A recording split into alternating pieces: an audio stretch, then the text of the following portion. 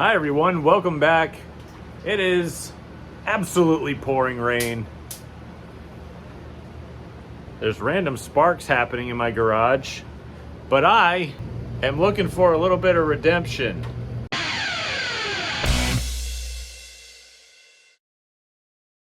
If you're new to the channel or a returning viewer or subscriber, thank you so much for watching. I greatly appreciate it. Please consider subscribing if you have not already. It is free. It's a push of a mouse button, and it helps me a ton on the business end with Google and all these other affiliates to try to get some kind of ad revenue out them someday, and maybe that day will come. Who knows? But otherwise, we're all along for the ride together. So, like I said before, I want a little bit of redemption on this transmission here, and I have there's another spark, and I've got a giant box of, well, I wouldn't call it giant, but I've got a full box of parts here to make that happen. Now, what I did was I went to my brother's shop where he's got all the leftovers from when my dad was around and all the stuff that he managed to keep, and I was able to source a new housing for this transmission. Someday, I plan on at least trying to weld up these transmissions here, because I can see cracks in them. And I know you can do it. It's just, I've never done it. And I have an oxyacetylene torch, and I've got filler rod for TIG welding. I figured we could at least give that a shot and see if that helps or does anything at all. And if it doesn't, well, at least we tried to learn something new. But either way, I gotta get this case off of this bench, take all the rest of the parts off of the main shaft. I am waiting for the water to come in. Oh, it looks like it already has been in. Crap. I've got real flooding problems with my garage, and I hope it's flooding and not coming from the roof, because I don't need more roof problems. Luckily, the house is actually holding in there right now, so I can get somebody over here, but I have to get all of my carb or brake clean or whatever over here. I am actually going to disassemble this. I'm not going to change any parts, but given the amount of just goop and gunk and stuff just blown into this thing and all over the bearing oil passages and everything, I'm just going to hose the whole thing off and inspect every single thing for chips or cracks from when this thing was going bad. I got to take this and just throw it away because it's not worth anything missing the cap here. So I do have a rebuild kit. I have some grease over there. So we will be able to at least, hopefully, fingers crossed, put this thing back together the way it should be. And we can just kind of put it back together and throw it back in the car. Like I said before, I got a couple different tail housings sitting over here from transmissions. I think this one, there's probably that tail housing are together, but who knows, doesn't really matter. I'm just gonna grab one and clean it all out. This one's already got this one here already has a little thing for a filter or a hose so that we can put a filter on it or something just to elevate it up. This one says the bushing is too tight, although it's TOO, and I know that's my dad's handwriting. He was much smarter than that, trust me. He was just whatever. But poor guy. Anyway, yeah, and it's got a plastic plug in it. I might just see if I got a bushing. I don't know if I got a tail shaft bushing in these rebuild kits, which would really stink. But we're gonna see if I can get that one going, because this is the odd man out.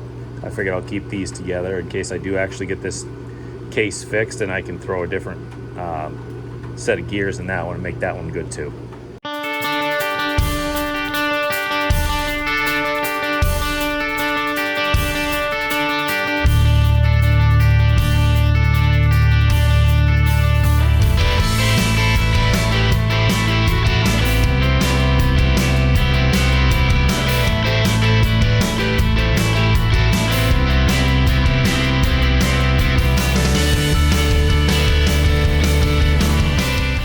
Noticed that the outdoors is beginning to creep in on me.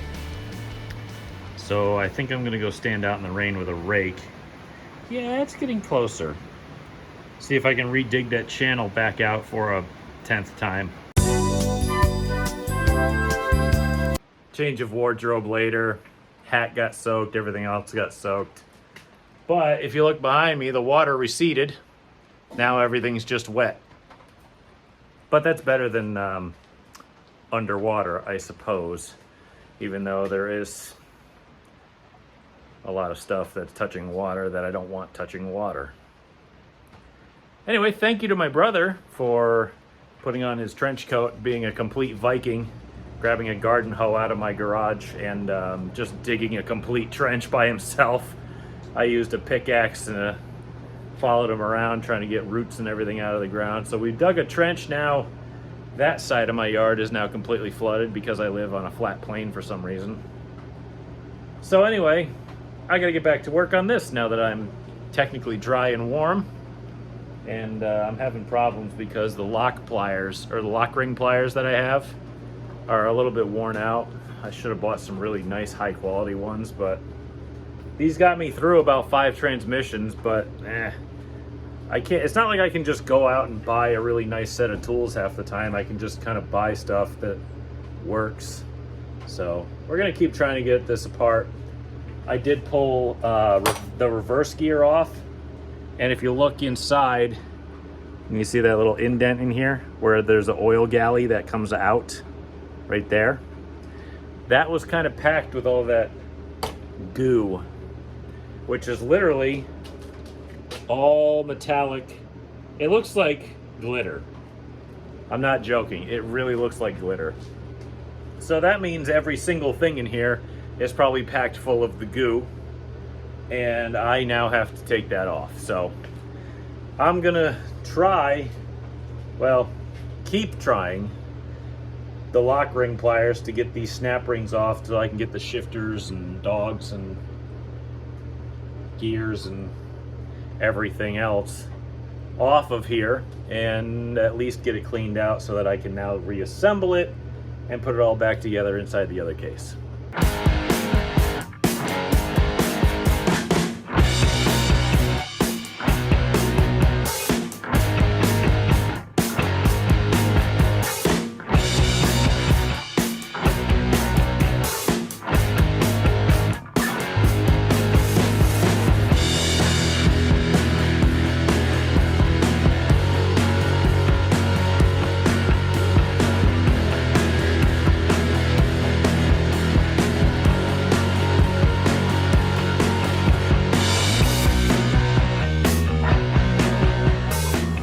Saw in the time lapse, I put my old furnace blower out. It's too big on the cart to be drying the floor, but I got it blowing over there to maybe help get a little bit of airflow on it. The dehumidifier is running basically constantly, but either way, I got the gears and everything cleaned out, and I'm glad I took the time to do so because there was that just metallic goo.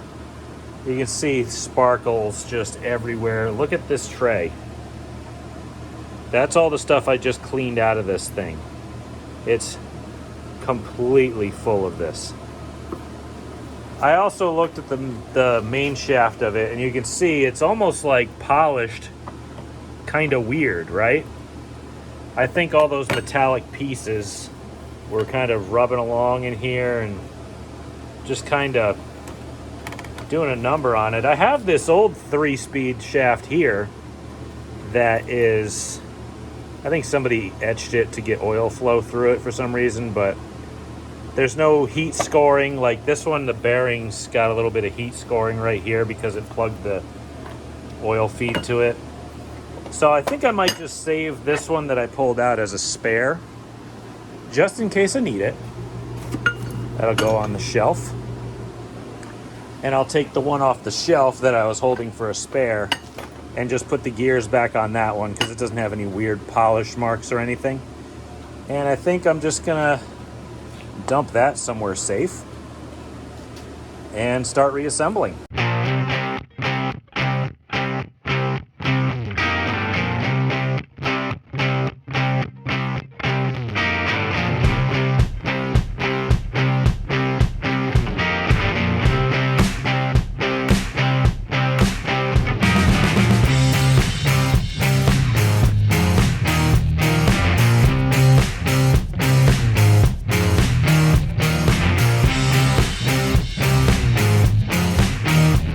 without a parts washer, this is really as clean as it's going to get. Now I have to well, number one, hope I didn't put that bearing on wrong, because I'm hoping that the tang goes inside, because I'm pretty sure it does for the snap ring. If not, whatever, we'll pull it back apart and just flip it. My main concern right now is the tail shaft that I'm using, because this bushing is too tight for a drive shaft to fit in. And apparently, through all of the rebuild kits that I have, are apparently just quickie ones that are just meant to get bearings and seals on it, which stinks. They didn't even come with synchros, which I'm like, okay, guess I'm not buying those anymore. I have to find a way to get this to fit. And I don't know if it means I'm going to have to just not use that tail shaft and use that one, or something else. But maybe I can drive out that one. I don't know. I don't know if I want to go that far, but at this point I'm going to look around for options, and then I'll come back to you when I do. So I've decided on what to do with this tail housing. I'll just use a different one. I mean, I got plenty of time to do this, but if I'm doing a video, well, I'm not going to sit here and wait days for a new tail shaft bushing to come in when I got one that works just fine.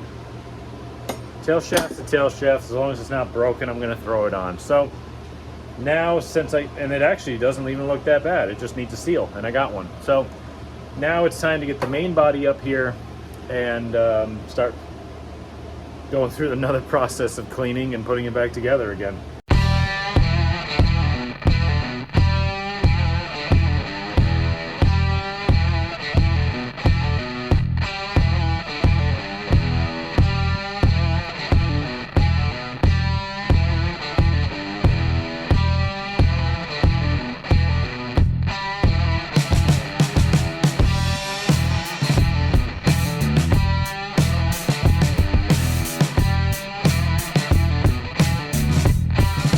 Oh good, it's raining again.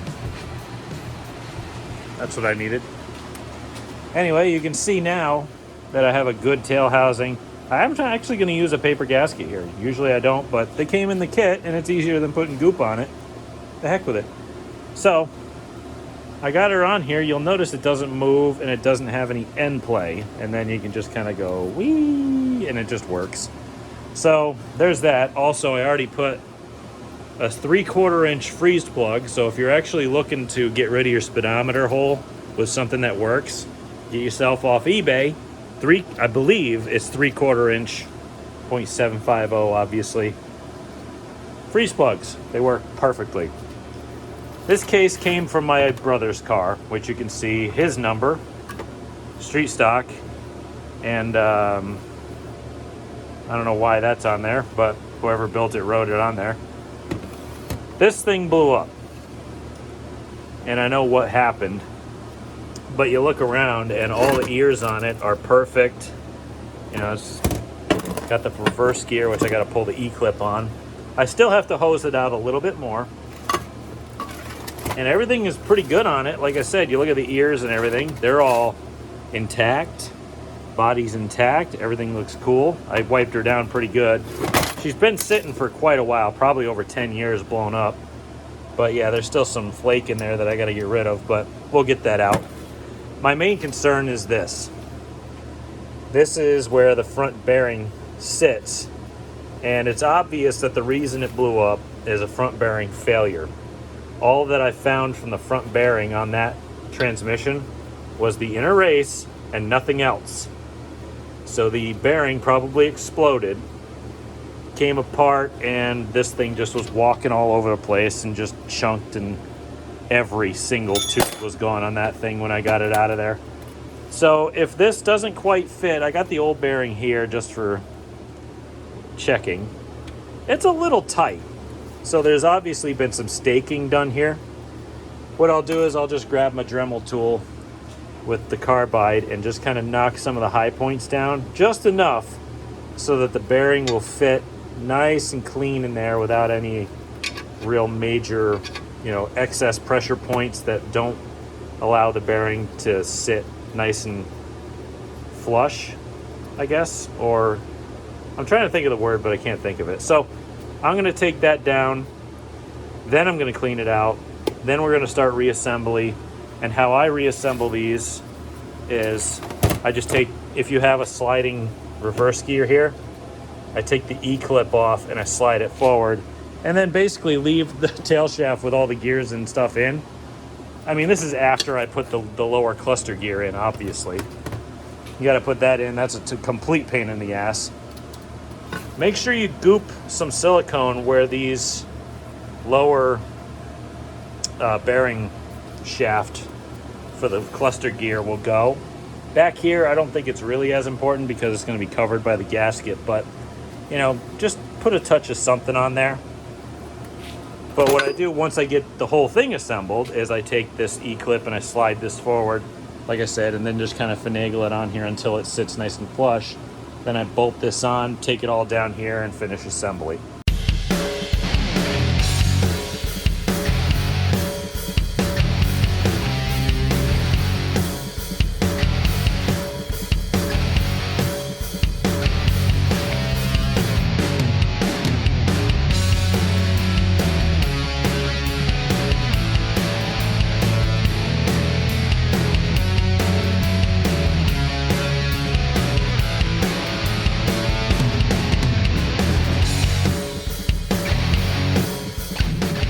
In the effort to save camera battery, because I've just been on time lapse for what feels like hours, I am going to just simply show you how I'm doing this, and then I'll show you the finished product because we got other stuff to do. I'll just show you the steps along the way. First off, we're going to take this, which is your cluster gear. That needs to go into the bottom of the case first. And in order to do that, you gotta, I got the grease out, and I got all these needle bearings that need to go in it. And this sucks a lot. Then I got these washers and shims and bushings and all sorts of fun stuff. Well, you got to use the grease, grease up the inner races on here, and lay all these bearings in there so that it holds it. And I think you put this on top of it, grease that up so it stays there, and then these go in, inside the case wherever this tang here rests, because there's an open spot, like probably about there, so that it won't hopefully spin. And then when you finally curse enough, you'll probably get it in. And then you got to start worrying about getting the bigger bearings, greasing those up, putting them into your input shaft on the back side here, right where my thumb is, down at the bottom there. Then you have to basically get the I don't think you need this bearing on right now, so just, you don't need that at that moment.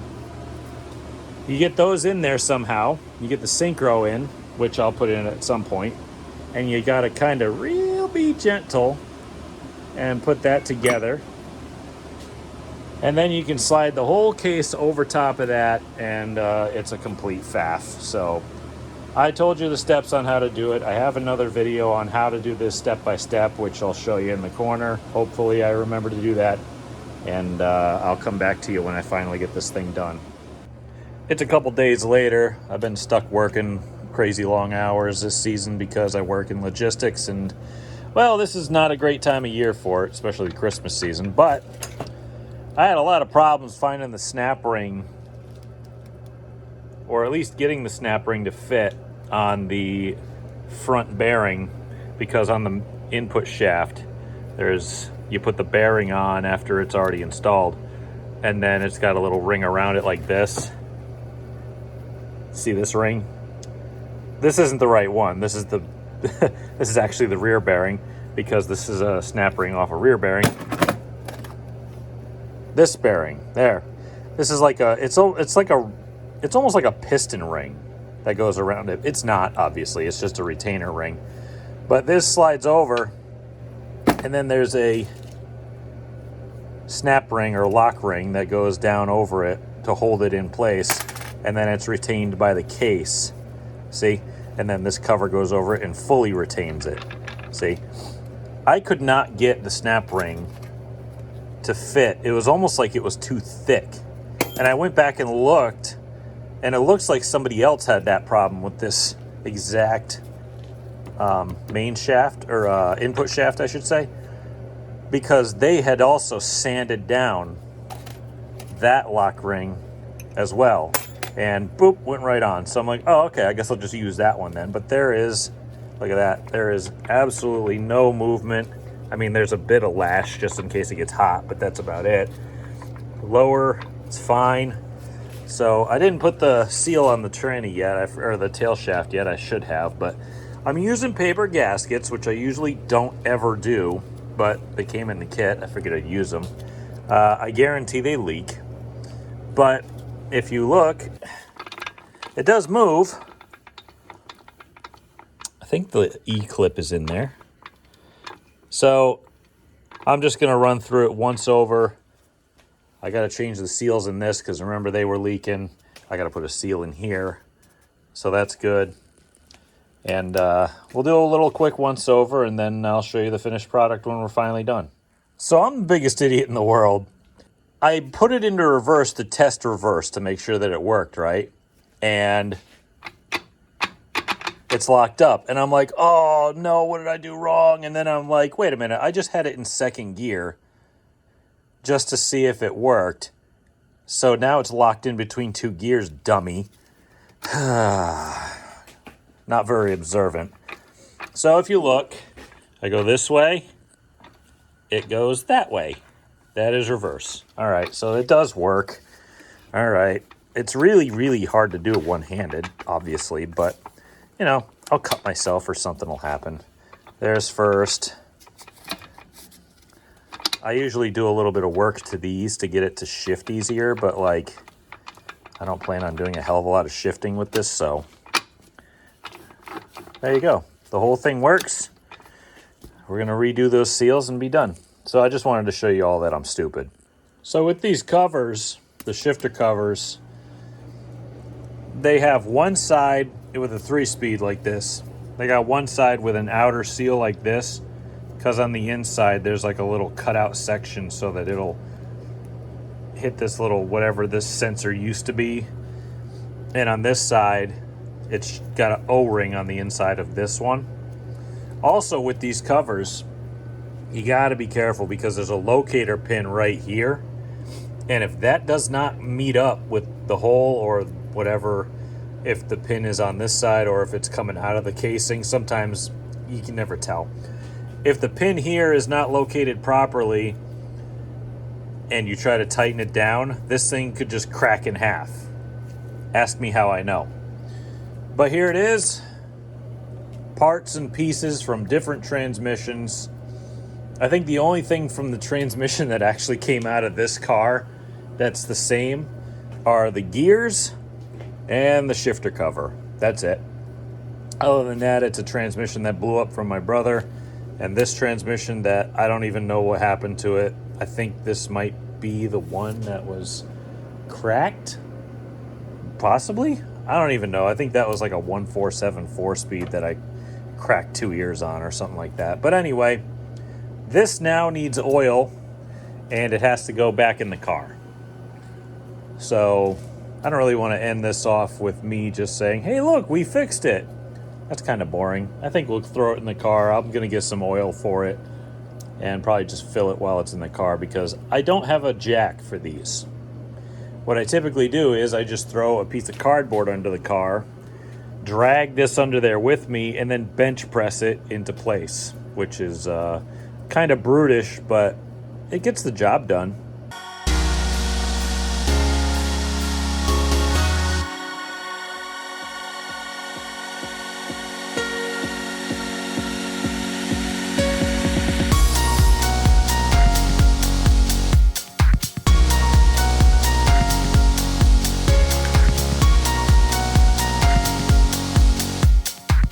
There you go.